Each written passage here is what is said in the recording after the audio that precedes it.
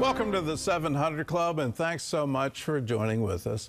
President Trump is now defending his national security advisor, and Mike Waltz is taking responsibility for the mistake that caused an intelligence leak. Well, the president says a member of Waltz's team accidentally added a reporter to a secure chat discussing military strikes in Yemen. George Thomas reports.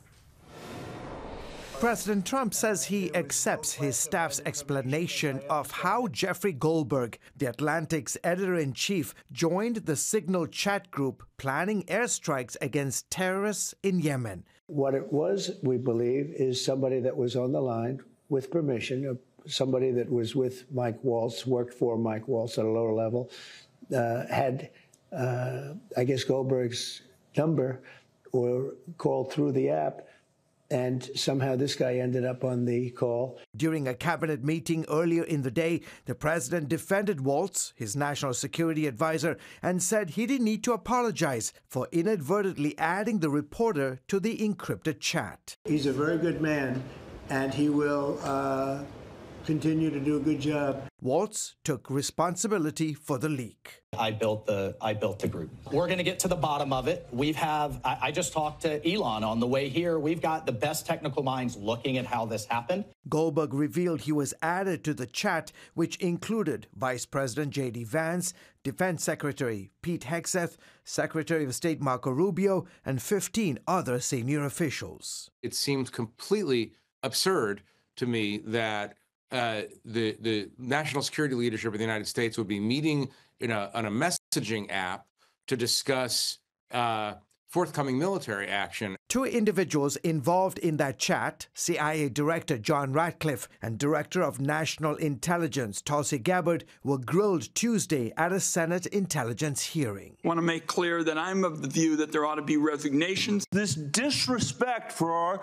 intelligence agencies and the personnel who work for him is entirely unacceptable. It's an embarrassment. The CIA director pushed back against the criticism. My communications, to be clear, in a Signal message group were entirely permissible and lawful and did not include classified information. There's a difference between inadvertent release versus careless and sloppy, malicious leaks of classified information. Goldberg said some of the information was so sensitive that his outlet decided it should not be published. Let's be clear, this was a discussion on an unclassified messaging app about weapons, targets, and timing of future attacks.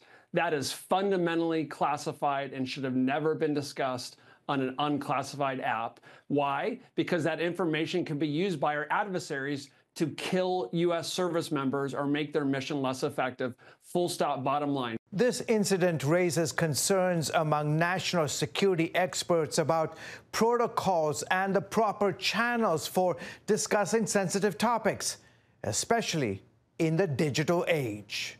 George Thomas, CBN News. Well, the reporter involved, Jeff Goldberg, has now released the text. He initially said, well, I think this is confidential or these are intelligence matters, and I shouldn't. But after the testimony where they were saying, well, it's not classified, he says, well, if that's what you're saying, I'll release the text. In it, it talks about weapon systems. It talks about launch times and specific launch platforms. And yes, you have to look at that and say that kind of tactical information should never be in. I don't care what you call it. If Signal has end-to-end encryption and you want to defend it saying, well, it's got that, well, any of the ends could be hacked. And in that hack, could that sensitive information be disclosed to one of our enemies? And the answer is clear, yes, it can. It's curious that the Department of Defense put out a warning about using Signal, but in that warning, apparently it didn't get to the people involved in this chat. From my view, the fact that the Department of Defense, with hundreds of millions of dollars and billions of dollars at their disposal, can't make their own chat service that would be absolutely secure. They would have everyone involved in it vetted. It just boggles the mind that they would go to a private company app to have this kind of conversation, and everybody involved would go along with it and say, okay, let's use Signal for our secure communication. This just does not make sense to me. I hope it leads to fundamental change in how we deal with classified information. Well, in other news, Russia and Ukraine take the next step on the path towards peace. John Jessup has more on that story from our CBN News Bureau in Washington. John? Thanks, Gordon. Moscow and Kiev have agreed to a truce in the Black Sea, adding to a previous ban on attacks against energy infrastructure. The two sides issuing separate statements to ensure, quote, safe navigation, eliminate the use of force and prevent the use of commercial vessels for military purposes. However, they did not specify when the agreement takes effect. The deal was brokered by the United States during talks this week in Saudi Arabia.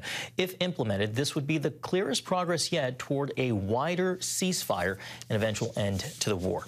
Well, now to the Mideast, where remarkable protests have broken out in Gaza. Residents of the territory are demanding Hamas get out. Also Tuesday, President Trump's nominee for ambassador to Israel began his Senate confirmation hearing. Mike Huckabee fielded questions on Hamas, Iran, and the future of the Abraham Accords. Julie Stahl tells us more. As Israel continues to expand the battle in Gaza, a rare occurrence took place with video showing hundreds of Palestinians marching and openly rejecting Hamas rule. Out, out, out, Hamas out, a group of young men chanted, flying a white flag. They also demanded an end to the war. One speaker claimed they are a people of peace and want to live in peace. While the numbers were small, the protests spread to different areas of Gaza, including Khan Yunis. In Washington, President Trump's pick for ambassador to Israel testified that the atrocities on October 7th require Hamas's removal. This was not simply a cold-blooded murder in which people came across the borders and shot innocent people. They massacred them. Hamas is not a government. It's not a standing army. It is a terrorist organization, and they acted like it, and they must be treated as such. Mike Huckabee, former governor of Arkansas, says America and Israel share a spiritual link. We ultimately are people of the book. We believe the Bible, and therefore that connection is not geopolitical. It is also spiritual. Huckabee, who is also a Baptist minister, has visited Israel about 100 times. He suggested it's not realistic that Israel is the only place there could be a Palestinian state. Israel is a tiny little strip of land. You know that. We all do. It's the size of New Jersey. But Muslim countries control 644 times the amount of land that Israel has. The Palestinians were given the opportunity in the year 2000 when Ehud Barak from Israel put everything on the table, virtually said, 100%, here it is, you get it all. And the Palestinian Liberation Organization walked away from it. On the issue of Iran, Huckabee insists America must face the fact that the regime in Tehran is as much a danger to the U.S. as it is to Israel. Israel is the appetizer, and we're the entree. They've said that their ultimate goal is to first take care of the little Satan, they identify as Israel, and then come after the great Satan. Senator, that's us. And whatever is happening to Israel, it is the canary in the coal mine. If confirmed, he vows to work with President Trump in carrying out his policies to secure peace in the Middle East and expand the Abraham Accords. Julie Stahl, CBN News, Jerusalem. Governor Huckabee showing his knowledge of the region. Gordon, back to you. Yes, and his deep knowledge of the history of the conflict and the fact that the PLO walked away from a two-state solution and everything that they supposedly wanted was being granted. But Yasser Arafat knew, and he knew because he was part of the group that created the whole jihad against Israel. He knew that if he ever came to peace with Israel, he would be assassinated. Anwar Sadat came to peace as president of Egypt. He came to peace with Israel. He spoke in the Knesset. He signed the Camp David Accords. Israel gave up a huge amount of land in order to achieve that peace. And then the Muslim Brotherhood assassinated him. The king of Jordan, and back in 1948, he came to peace with the modern state of Israel. He recognized Israel. He was assassinated very publicly on the Temple Mount by these radicals who can never come to peace with Israel, never accept Israel's right to exist.